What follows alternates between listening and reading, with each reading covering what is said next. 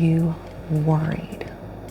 Are you worried you will not have enough money to retire on? Are you a Gen X? And we literally have had the worst luck. Baby boomers for parents, millennials for children. Talk about the sandwich generation. Very difficult to get a job promotion because of such a large population ahead of us. Then we went through a stock market crash, wars, housing crash, pandemic, inflation. You know, back in the 80s, we were scared of killer bees. If only we knew what the future was going to hold for us. But for many of us, and it's not our fault, studies are actually confirming what we all feel is that we have not had those economic gains in the stock market. I'm not here to dismiss anybody. I am not a certified financial planner. I am a health and wellness coach and personal finance teacher, Casey Ann Reynolds, in the Nashville area. But I know I haven't, and I have invested my money wisely. I've not seen that nice 12% return on my 401k that we are told to believe in, and then pensions were taken away from us. So in this video, I am going to give you a totally new concept, and it's called phased in retirement. Because, you know, friends, we are not going to be able to retire like the baby boomers. We don't have their type of money. We are not going to be able to do it, and maybe we don't even want to do it. We've always been kind of a wild and frail generation. I think we're going to do retirement completely different. So some people call it semi-retirement. We can call it phased in retirement, and it's going to have 3 steps. But if you're interested in increasing your health, wealth, and happiness over the age of 50, please hit subscribe. Hit that like button, notification bell, and in the comments, please put in the comments. I would love to know where people are currently living and if they think that's a great place to retire or not, because that's going to be some upcoming videos.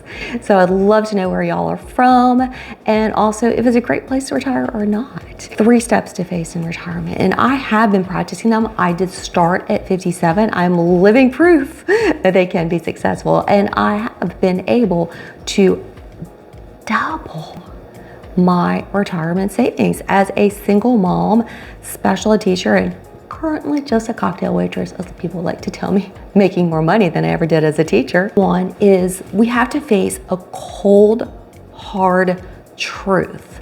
And I find that as we get older, people want to live in a state of denial. I encounter this all the time in my conversations with people.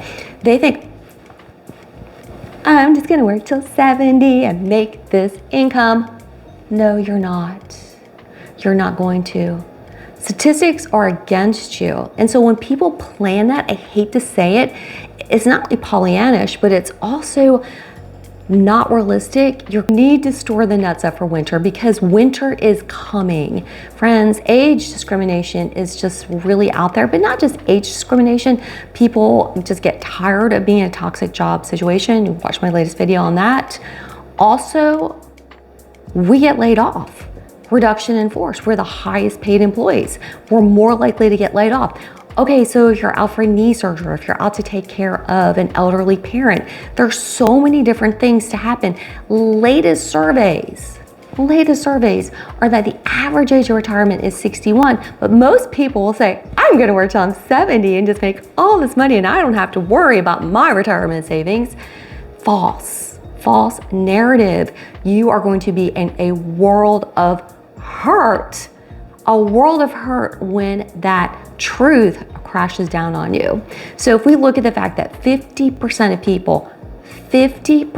people have to retire earlier than they thought they were going to, and they haven't planned accordingly. So that's my goal as a health coach, as a personal finance teacher and coach, to help you navigate so you don't get stuck in that same sort of trap. So we're gonna give you 3 steps. So if you are forced to quit a job, or if you're in such a toxic job that you need to quit, we're gonna go ahead and start transitioning to that part-time job. So that's going to be step number 1 of this phased in or semi-retirement. So with part-time jobs, it's better to do it earlier than later. You'd be amazed, you can actually, even like me, make more money. Or there's lots of management positions for people saying their mid-50s versus their mid-60s. So lots of opportunities exist.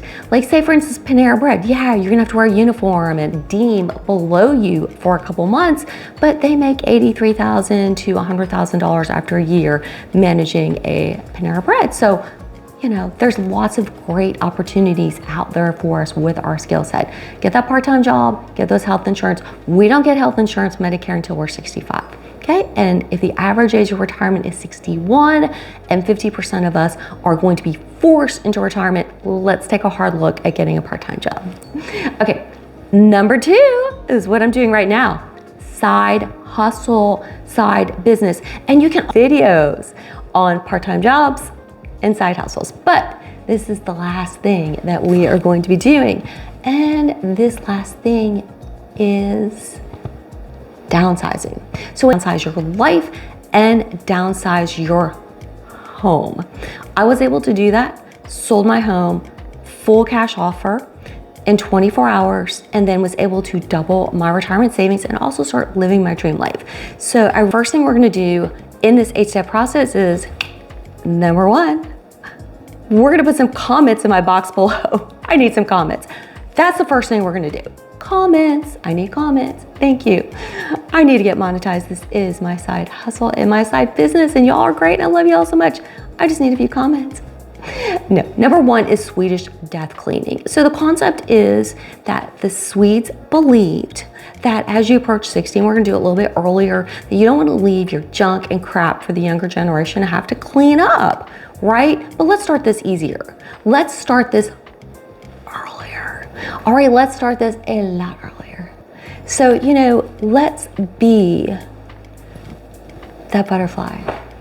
You know, we've been a caterpillar living in American consumerism, just gobbling, and we need to let go, turn into caterpillar goo, and become the butterfly. So to do the Swedish death cleaning, it's going to take 2 months at least. We are going to grab a cardboard box from U-Haul. So the medium-sized boxes are the best. A Sharpie pen and some brightly colored masking tape. And so we're gonna go through a room a week. Okay, like I love this. This is a great thing to start in the new year as you're putting away your Christmas decorations. And everything that is duplicate, we're going to put in that box with a price. We're really not going to, unless it's totally junky and you just want to throw it away with a big contractor bag, that's great. But you'd be amazed when you start doing your estate sales, how much stuff people will pay money for. So just kind of throw it in the box with a price, with that masking tape, and get each room cleaned out. Do you need 2 plastic spatulas? No. Never in my life have I even had a spatula ever break on me. Yeah, I may get kind of worn and old, but I looked at my cabinets one time, my drawers, and I had like 5. No, we need 1. We need maybe 6 drinking glasses, a set of plates, 1 set of knives. You know, we need to get rid of all the extra stuff that's just literally weighing us down. Those plastic cups from every bar you've ever been to, throw those bad boys away. Plastics are even bad for you. We are going to start to sell our stuff. I have done this. There's a couple tricks. Okay, so when things are valuable, we're gonna go ahead, because we should have time. Okay, this may not happen in a couple months, just depending upon the market. You may decide to hold on to this for a year or 2, or maybe even 3 years. Start on Facebook Marketplace, garage sale, there's links below. Poshmark for clothing is great. Then when we're just like have sold the more expensive items, I suggest doing an estate sale. You can do your own estate sale if it's winter. If it's summertime and you have a great community yard sale, or you know someone has a great community yard sale, that's another good option. People don't like to pay top dollar at yard sales, so that's kind of a better option for just the junky poo stuff you just want to get rid of. Estate sales, also on your second and third day, give people a bag and just say, you can take all the old paint you want. Yeah, just take that old paint, please. And you get the weird hoarders that come in and do that. So we're just cleaning, getting rid of and selling our stuff, right? Deep clean. It's just so satisfying as we're listing our house, and even for yourself personally, to just do that nice deep clean. Just again, do this gradual. You may be doing it when you started getting rid of stuff with that Swedish death cleaning. Just wash the boards on the bottom of your floor. We want to clean the windows. We want to repaint, put new outlet covers, change light fixtures, deep clean, do some minor adjustments. Always paint that front door. Even if it's a beautiful color, just go ahead and repaint it, clean the garage, clean the attic. You just really and truly, this is the last time you're gonna be selling a major asset. You wanna get every single penny out of this asset, okay? So don't leave a leaky toilet. Now that being said, do not spend more than $4,000. If you need a new roof, negotiate that at the end. I'm not a real estate agent, but just go ahead and negotiate that at the end. Okay, you're just doing things, like even you could paint your cabinets and put in new countertops pretty inexpensively. Okay, so we want to avoid big expense. So you definitely need to watch my video that's gonna kind of walk you through the 10 best part-time jobs in semi or phased in retirement. And friends, I just wish you peace, love, and joy in this journey.